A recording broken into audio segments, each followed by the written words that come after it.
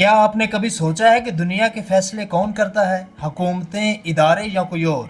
मैं हूं अबू बकर एडवोकेट और आज हम गुफ्तगू करेंगे एक ऐसी किताब पर कि जिसमें बताया गया है कि दुनिया में असल हुकूमत कौन करता है, दुनिया को असल में कौन चला रहा है। ये किताब है हु रूल्स द वर्ल्ड, यानी कि दुनिया असल में कौन चला रहा है। और ये किताब लिखने वाले दानश्वर राइटर का नाम है नोम चॉम्स्की। आप सभी लोग तकरीबन इनसे वाकिफ होंगे और जो लोग इनसे वाकिफ हैं वो जानते हैं कि इनके तज़िये कितने बेबाक। तो आइए जानते हैं कि इस किताब में असल ताकतवर किसको कहा और इस किताब में अमेरिका का, अमेरिकी पॉलिसीज का किस तरह पोस्टमार्टम किया गया है। आपने ये मुहावरा अक्सर सुना होगा कि जो करवा रहा है अमेरिका करवा रहा है। दुनिया के किसी कोने में जंग लग जाए या किसी दुनिया के मुल्क में एक जमहूरी हुकूमत को गिरा दिया जाए, किसी दुनिया के मुल्क में आमरीत लगा दी जाए, तो एक ही आवाज सुनने को मिलती है जी कि ये अमेरिकी साजिश है। वो चाहे पाकिस्तान हो, चाहे मिस्र हो, और आजकल ईरान में भी ये बात सुनने को मिल रही है कि हुकूमत को गिराने की तैयारी की जा रही है। अब हम देखते हैं कि इस जुमले में कि जो करवा रहा है अमेरिका करवा रहा है कितनी सदाकत। तो सबसे पहले तो हमें अमेरिका की पॉलिसीज को देखना होगा कि उनकी पॉलिसीज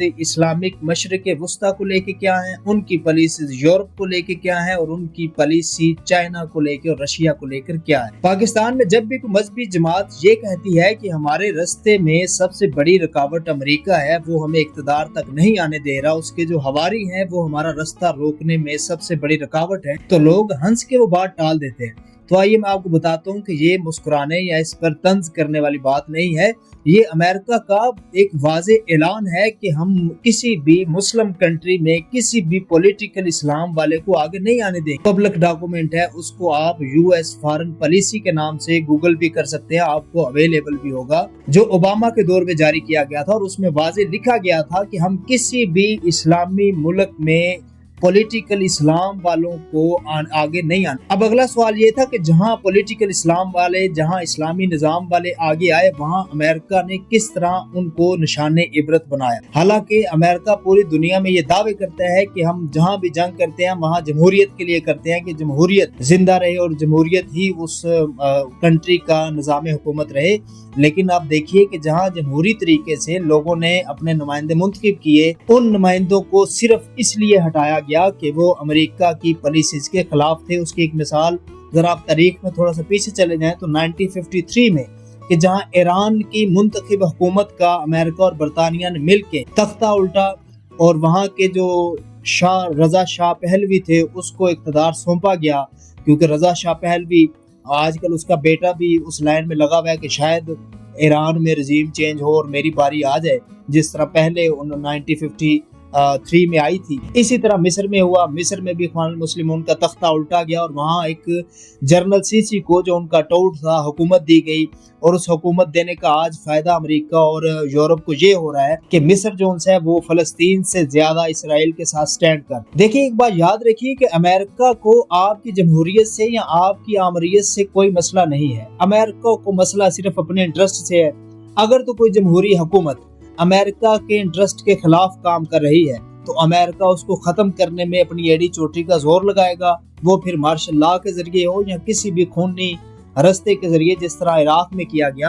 अब इराक में क्या हुआ, इराक में एक CIA ने इंफॉर्मेशन दी थी कि इराक जो है वो एटमी असासे बना रहा है। उस इंफॉर्मेशन की बुनियाद पर और मीडिया को जिस तरह इसमें किताब में जैसे बताया गया है कि मीडिया हमेशा से एलीट क्लास की, हमेशा से ताकतवर तबके की लोंडी रही है। वो किस तरह रही है, इराक पर इल्जाम लगाया गया जी के उनके पास एटमी असासे हैं, ये बनाने की कोशिश कर रहे हैं। CIA ने एक इंफॉर्मेशन दी गई।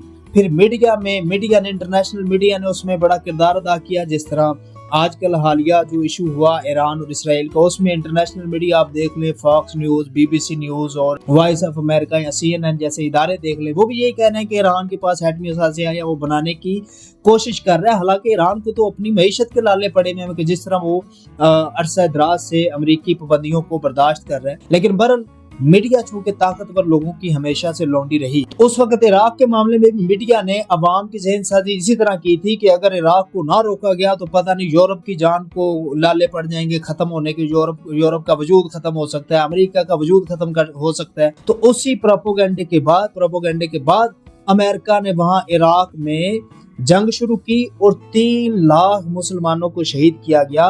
اور اس سے بھی حیران کن بات یہ تھی کہ جب وہ جنگ ختم کی گئی تو جب ان سے پوچھا گیا جی کہ کیا واقعی ایسی کوئی بات تھی جنگ شروع کرنے کی، تو ایٹ دی اینڈ یہی کہا گیا تھا جی کہ ہمیں غلط انفارمیشن ملی تھی، اور غلط انفارمیشن کی بنیاد پر امریکہ نے 3 لاکھ مسلمانوں کو قتل کیا تھا۔ یہاں میں بار بار مسلمان اس لیے کہہ رہا ہوں کہ یہ انسانیت کا مسئلہ نہیں ہے، پوری دنیا میں کسی عیسائی اور یہودی کو اپنے وجود کا خطرہ نہیں ہے، پوری دنیا میں اس وقت مسلمان ہی پس رہا ہے۔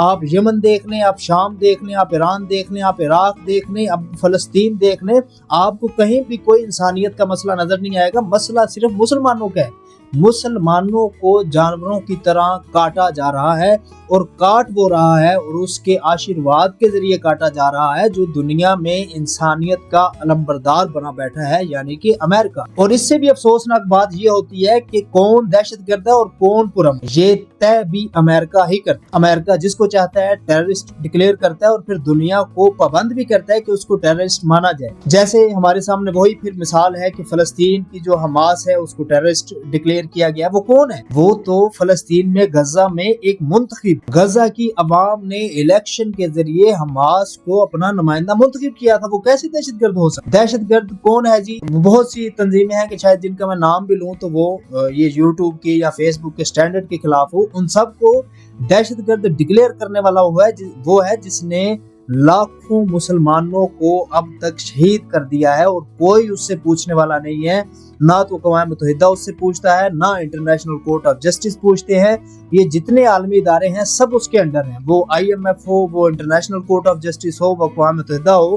امریکہ جب چاہتا ہے، جیسے چاہتا ہے کرتا ہے، اس کو کوئی روکنے والا نہیں۔ پھر امریکہ کی اور اس کے اتحادیوں کی ایک اور سائیکی ہے، امریکہ یا اس کے اتحادی دنیا میں کسی ملک پر حملہ کرتے ہیں، جنگ مسلط کرتے ہیں، تو وہ اس کو ایک بڑا کول سا نام دے دیتے ہیں جی کہ ہم تو ڈیموکریسی بلڈنگ کر رہے ہیں، ہم تو جمہوریت کو قائم کرنے کے لیے یہ جنگ کر رہے ہیں۔ لیکن جیسے ہی ان کے کسی اتحادی پر یا ان پر حملہ ہوتا ہے، جیسے کہ رشیا نے آج کل یوکرین پہ کیا ہے، تو وہ پورا یورپ اٹھ کھڑا ہوتا ہے جی کہ یہ انسانیت کے خلاف ہے، یہ ظلم ہو رہا ہے، یہ ہو رہا ہے، یہ وہ ہو رہا ہے۔ تو رشیا بھی تو ڈیموکریسی بلڈنگ ہی کر ان کے پیمانے کے مطابق۔ تو یہاں یہ ہوتا ہے کہ امریکہ کو اصل میں کون چلا رہا ہے؟ تو امریکہ کو وہی کارپوریٹ سیکٹر چلا رہا ہے، اور جیسے کہ کارپوریٹ سیکٹر امریکہ کو چلا رہا ہے اور امریکہ پوری دنیا کو چلا رہا ہے، تو الٹیمیٹلی جو مین پاور ہے وہ وہی کارپوریٹ سیکٹر کے پاس ہے۔ جیسے کہ اس کی ایک مثال ہے کہ 2008 میں امریکہ میں ایک مالی بحران آیا، اور اس مالی بحران کی وجہ بنے تھے بینکس۔ تو بجائے ان بینکوں کا احتساب کرنے کے، ان بینکوں کو مزید فیسیلیٹیٹ کیا گیا تھا، ان بینکوں کو مزید نوازا گیا۔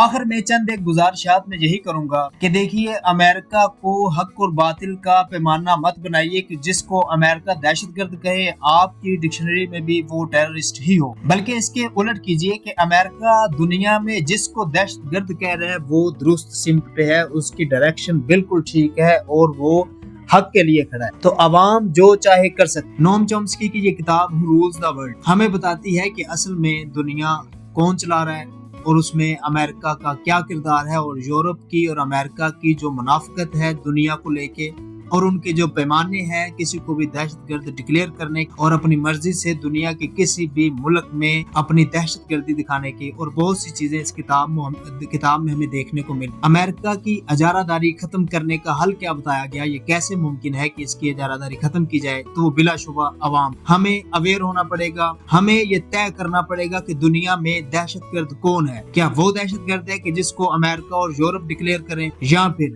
اصل میں دہشت گرد وہی ہیں جو دنیا میں مختلف فریڈم فائٹرز کو دہشت گرد ڈکلیئر؟ جی ہاں، اصل میں انسانیت کے دشمن، اصل میں لاکھوں مسلمانوں کو شہید کرنے والے امریکہ اور یورپ ہی دنیا کے سب سے بڑے دہشت گرد۔ ملتے ہیں اگلی ویڈیو میں ایک اہم اور نئے موضوع کے ساتھ۔ خوش رہیے۔ السلام علیکم۔